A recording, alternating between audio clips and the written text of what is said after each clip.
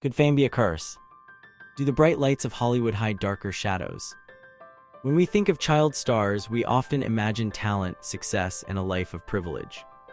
But for some young performers, their time in the spotlight was cut devastatingly short. Number 7. Judith Barsi.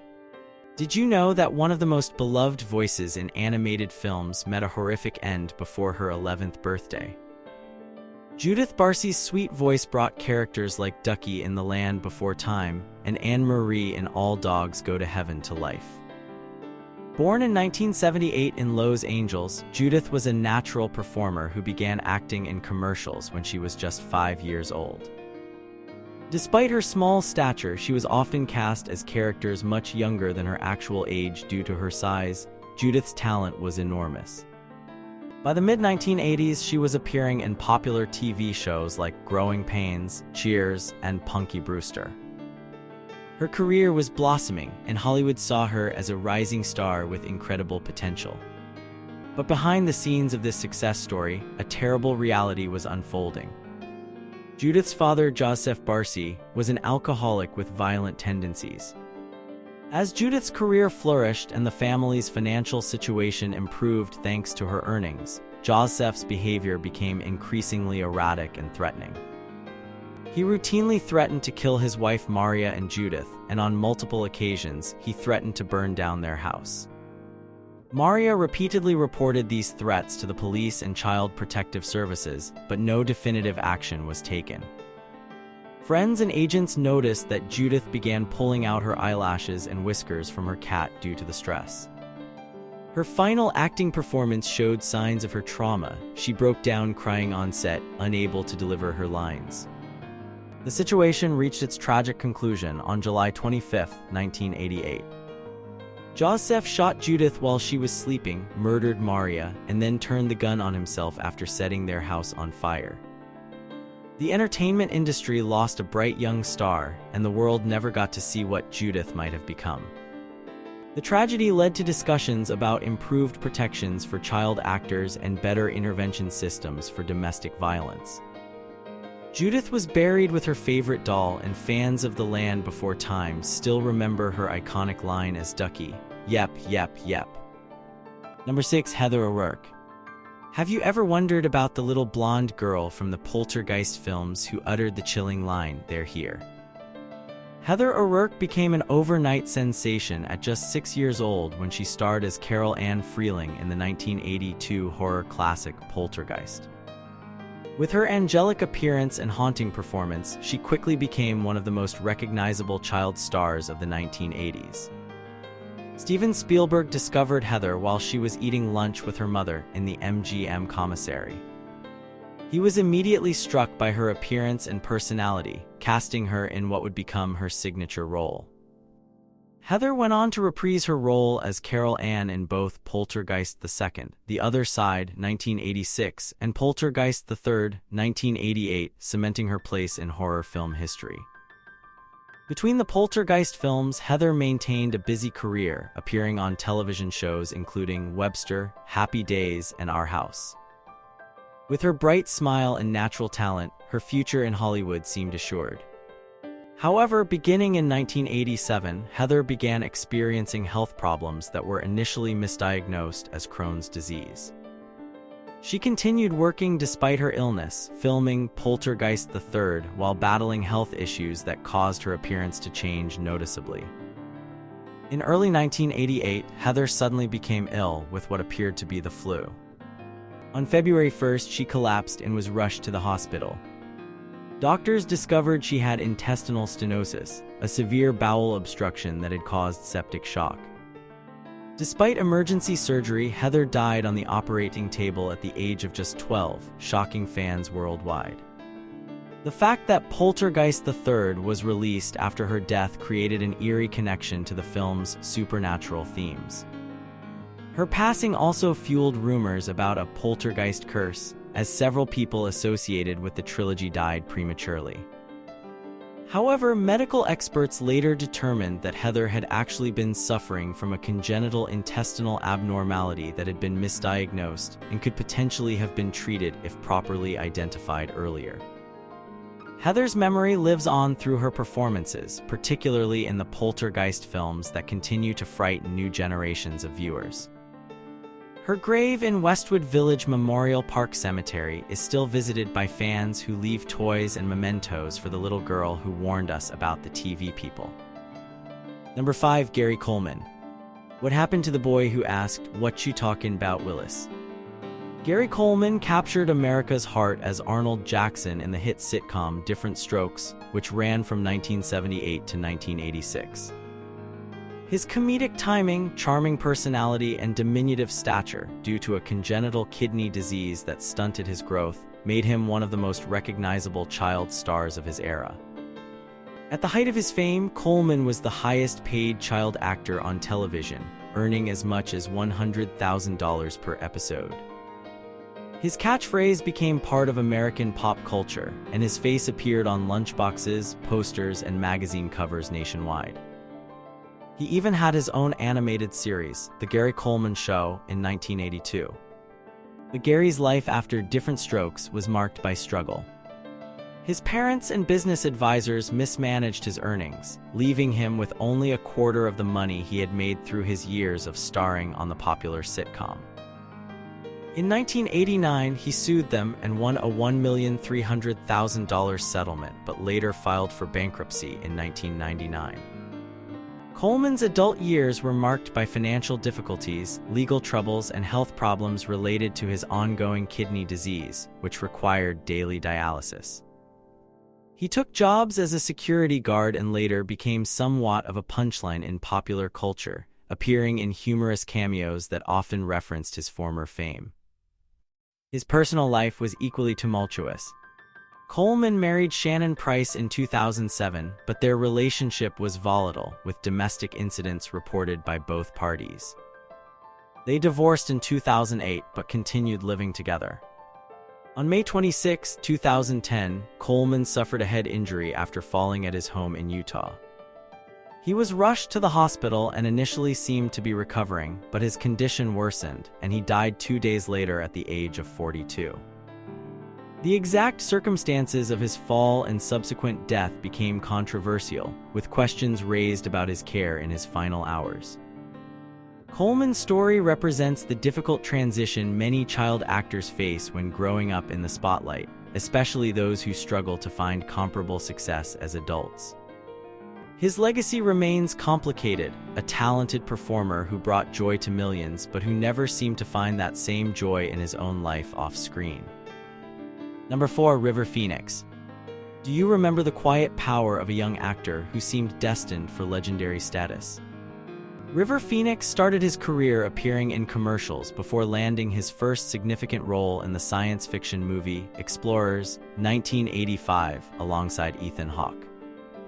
But it was his performance in the coming-of-age film Stand By Me, 1986, that truly showcased his extraordinary talent. Born River Jude Bottom to hippie parents who were members of the controversial religious group Children of God, River had an unconventional upbringing. His family traveled throughout South America as missionaries before eventually settling in Florida. They changed their surname to Phoenix to symbolize rebirth after leaving the religious cult. River and his siblings, including brother Joaquin, who would also become an acclaimed actor, performed on street corners for money before River began getting professional acting work. His natural ability in front of the camera was immediately apparent, and directors were drawn to his sensitive, introspective quality. His filmography quickly grew impressive.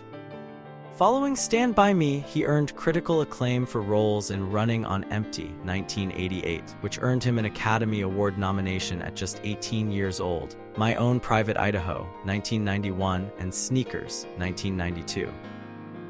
Many compared his talent and screen presence to James Dean, suggesting he would define acting for his generation. Beyond acting, River was passionate about music, performing with his band Aleka's Attic. He was also known for his environmental and animal rights activism, becoming a committed vegan and spokesperson for PETA.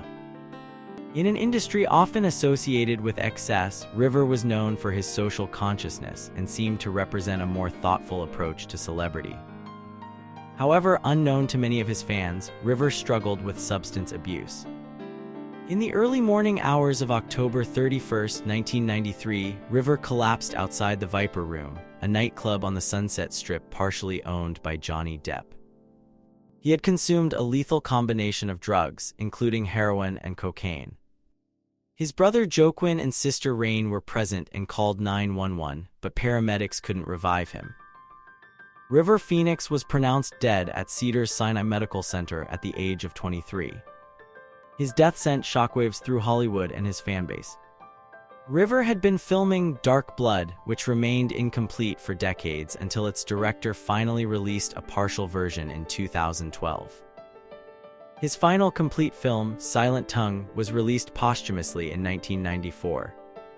River's legacy endures through his work and the what might have been questions that inevitably follow when such extraordinary talent is lost prematurely.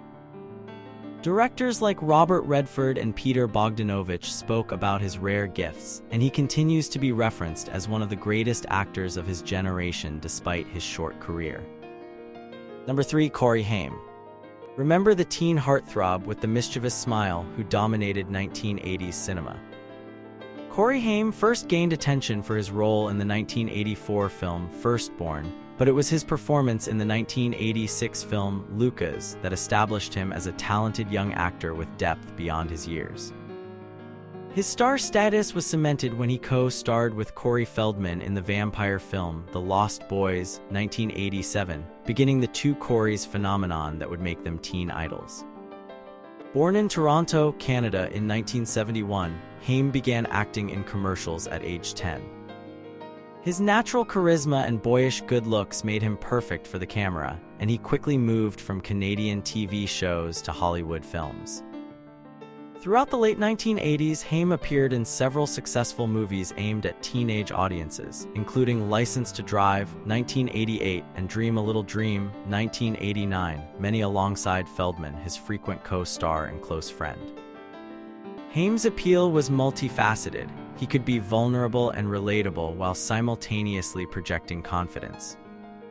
Teen magazines featured him prominently, and he received thousands of fan letters weekly at the height of his fame. However, behind the scenes, Haim's life was unraveling. He later revealed that he began struggling with substance abuse as a teenager, using drugs for the first time on a film set. By age 15, he was already battling addiction, a problem that would plague him throughout his life. He also spoke in later years about experiencing sexual abuse as a child actor, contributing to his emotional struggles. The 1990s saw Haim's career decline as his addiction issues worsened. Though he attempted rehabilitation numerous times, reportedly more than 15, he struggled to maintain sobriety. His friendship with Feldman experienced ups and downs, though they reunited professionally for the reality show The Two Coreys in 2007 to 2008, which documented Haim's continued struggles. In his final years, Haim lived with his mother in a modest apartment, attempting to rebuild his career while dealing with financial problems and health issues. He had several projects in development and appeared hopeful about his future. On March 10, 2010, Haim collapsed at his mother's apartment in Los Angeles and was pronounced dead hours later at Providence St. Joseph Medical Center. He was 38 years old. While initial speculation focused on his history of drug abuse, the coroner's report indicated that Haim died of pneumonia complications. His system contained no illegal drugs at the time of death, though prescription medications were present. Haim's funeral in Toronto was attended by family and close friends, but not by many Hollywood figures, highlighting his estrangement from the industry that once celebrated him.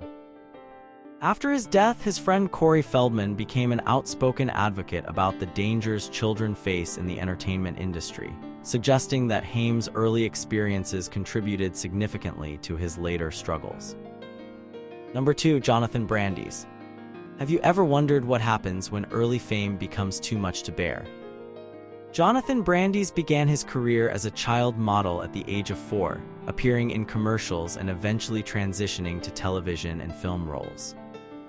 His breakout came when he portrayed Bill Denborough in the 1990 miniseries adaptation of Stephen King's It, where his performance as the stuttering leader of the Losers Club showcased his emotional range. However, it was his role as scientific prodigy Lucas Wolingsack in the NBC science fiction series seaQuest DSV that catapulted him to teen idol status from 1993 to 1996. With his piercing blue eyes and floppy blonde hair, Jonathan became a fixture in teen magazines. His fan mail reportedly reached 4,000 letters a week during the peak of his fame.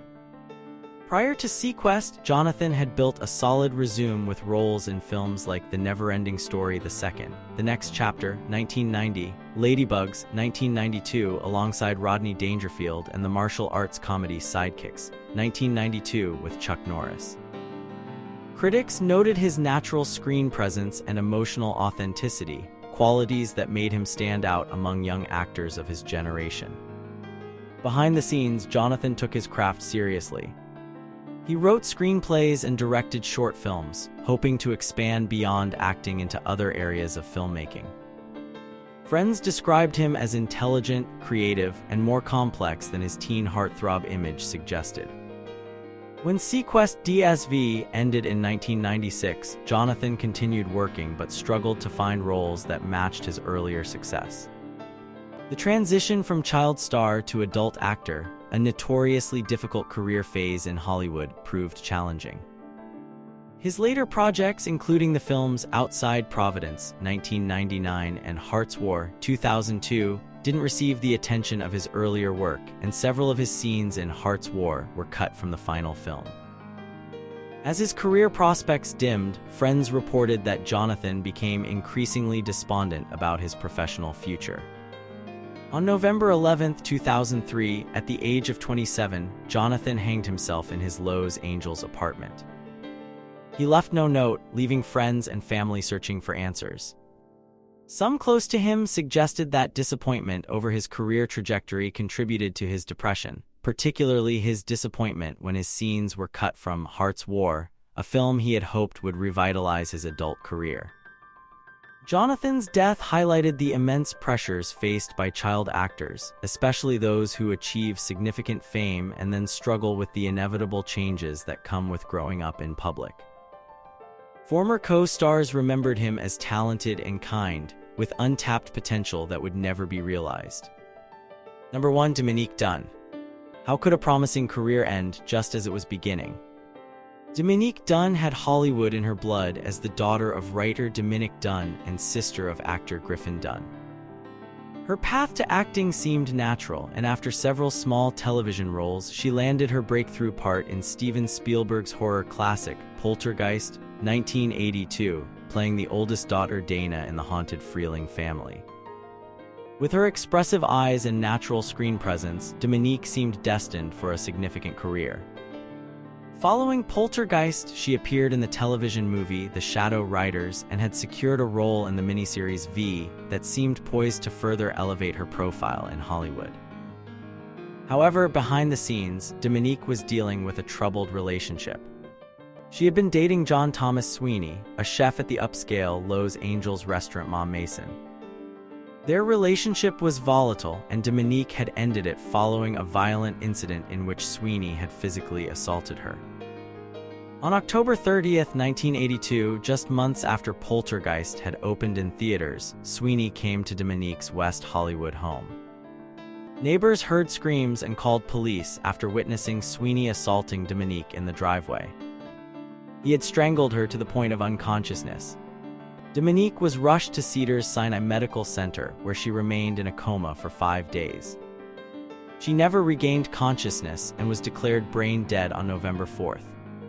Her family made the difficult decision to remove life support, and she died at the age of 22. Sweeney was convicted of voluntary manslaughter rather than murder, a verdict that outraged Dominique's family and many observers. He served only 3.5 years of a 6-year sentence before being paroled. The lenient sentence prompted Dominique's father to become an advocate for victims' rights, chronicling the trial and his daughter's life in the heart-wrenching article Justice, a father's account of the trial of his daughter's killer. The tragedy of Dominique's death was compounded by its timing. She was just beginning what many believed would be a promising career. Her final film, Poltergeist, continued to gain popularity, becoming a horror classic that new generations of viewers discover. Her character was written out of the sequels rather than recast, with the explanation that she was away at college. Dominique was buried at Westwood Village Memorial Park Cemetery in Los Angeles. Her mother later established a shelter for battered women in her memory, turning the family's devastating loss into an effort to prevent similar tragedies. What is the true cost of childhood fame? How can we better protect the young talents who entertain us? The stories of these 7 stars remind us that behind the glamour and apparent privilege of Hollywood success often lies vulnerability, pressure, and sometimes danger. Their legacies live on through their work, but also serve as sobering reminders of talents extinguished far too soon. Will we learn from their stories, or will the entertainment industry continue to consume its youngest stars?